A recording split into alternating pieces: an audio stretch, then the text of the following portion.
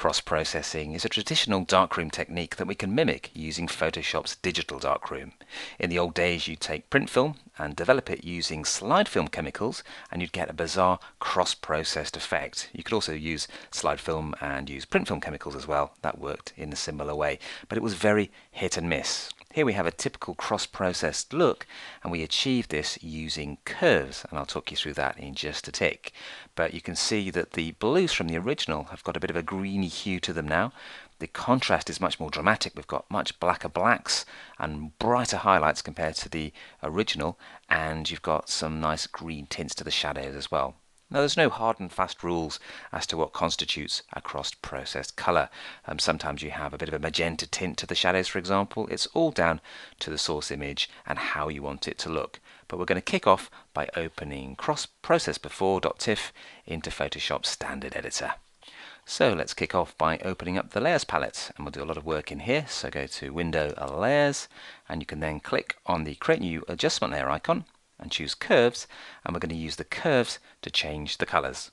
Now, all the colours in the shot are made up of a mixture of red, green and blue channels, and you can see here we've got RGB showing in this drop down. And by default we have a straight curve.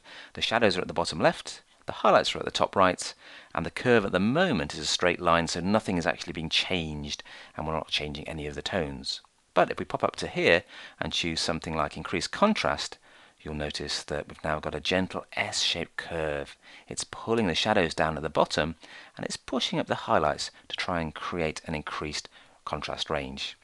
Now, this particular shot's very flat with its contrast, so this isn't really helping very much, but when we start to tweak our individual channels, we'll also get a much brighter looking shot. So I'm just going to go back to default for the moment.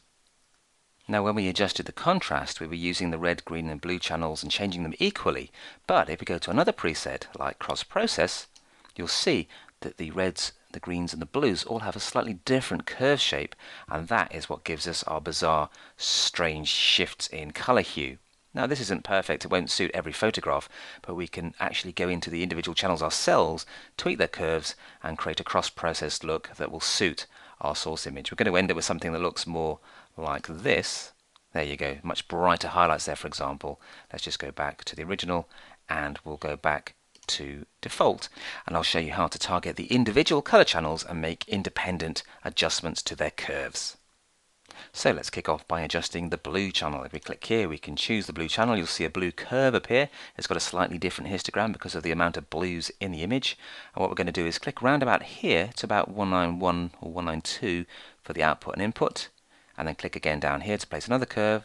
If you just click and hold, it's around about 63, 64, 65, 66. Something like that should do the trick, and this is our starting point. We're going to actually manipulate these to create our shift in the blues channel. Now that we've placed our points, we can start dragging them to change the curve, which will change the tones of the shot. Let's pop up to this highlight one at the top here, and let's drag it to either darken the highlights or brighten them, depending on where you put the curve. And to keep things consistent with the magazine version, I'm going to set output to 237, so you can just type that value in there once you've selected that point, and input to 148, and you'll see a change in the blues. So we're dramatically brightening up the blues of our source file. We haven't got the greeny blue look we want for the cross-process look yet, but that will come once we start to tweak the green channel. Let's click down here to this one, and let's set the output value to 40. And what is happening here is the input 66, but we're darkening those pixels with a value of 66 and making them down to 40, which gives us darker shadows for the blues and a much more striking looking blue. Okay, that's the blues done. Let's pop to the greens, and what we're going to do is add a couple of points like we did before. It doesn't really matter where they are at the moment because we're going to tweak them. Click up here, and then we're going to actually change the input to 122. So type in input level there, and we're going to change the output to 224. And what's happening here is you can see the input's 122, so that's quite low, and we're giving it a much brighter output value, and it's dragging up there and brightening the highlights dramatically and giving us this cool greeny blue cyan effect. So we can then click on the bottom point and adjust that to change things to our new settings. So we take an output of 101. I'm just keeping it consistent with the magazine version of the tutorial, and then we're going to change this to an input of 67. So we're taking these shadows and we're lightening them up a little bit to help lighten the greens channel, and that gives us much more dramatic greens in this section of the image. And then of course we're moving on to the reds. Now you can use the scroll wheel by clicking here and then just scrolling through the color channels, or you can just click and choose the channel that way depending on the way you like to work. And we're going to click here to add a new point for the reds channel, and I'm going to set output to 148 just by typing the value in. I could drag it of course, but it's easier to get a precise version by typing in the number, and an input of 89, and that is altering our first curve. Let's place another one down here, and what we'll do is we'll change that to an output of 104 and an input of 86. No, I should say an input of 76 actually, keep it consistent. There we go, and there's a very steep curve, and we're dramatically lightening the reds channel, and that helps create our dramatic cross-processed look. Now the cool thing about using a curves adjustment layer is the fact you can then change the opacity or turn it on and off to see the before and rather dramatic after. If it's too strong an effect, you can take the opacity down a little bit, maybe to around about 85 or so. And what we can do as well is increase the contrast, because cross-processed photos tend to have a very garish contrast, very strong blacks, very bright highlights. And we can do that with another curves adjustment layer. We can have as many as we like, so click here, choose curves again, and up pops curves 2. Now in the previous step we changed the individual color channels, and that changed the mix of colors and changed the hue of our shot. But here we're going to stick to RGB and make equal adjustments to the tones by dragging the shadow input level slider to the right. Take that to about 10, and that gives you darker shadows.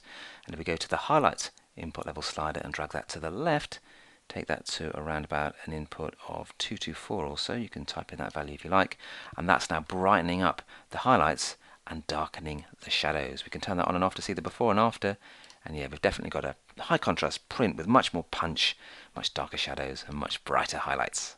And we can also mess with the midtones by clicking a midtone point here, and we can drag that around and give that an output of 123 and an input of 128. So we're just tweaking the original inputs there of the midtones, and we're just darkening them slightly, giving them a slightly darker output value. So you can see how curves will change the tone in a shot, or if you go to the individual color channels, they will change the color as well. And when you're happy, go to Layer and choose Flatten Image to get rid of the curves, and here's our finished, almost finished image. What we're going to do is just grab this tool here quickly. It's the Dodge tool, set range to midtones, exposure to 10%, and if you click Protect Tones, it won't change the color hues that you've created. So all you need to do is click and spray to dodge in a little bit more of the midtone detail and reveal it. And also if you click and spray over here, you'll start to get some more subtle changes in the texture of the plank. I'm going to lighten that bit up as well, and that just gives us a bit more variety in our shot. And you can also of course dodge in some detail into these wooden panels on the door. So a few subtle changes there as a very final touch, and there's our cool cross-processed image.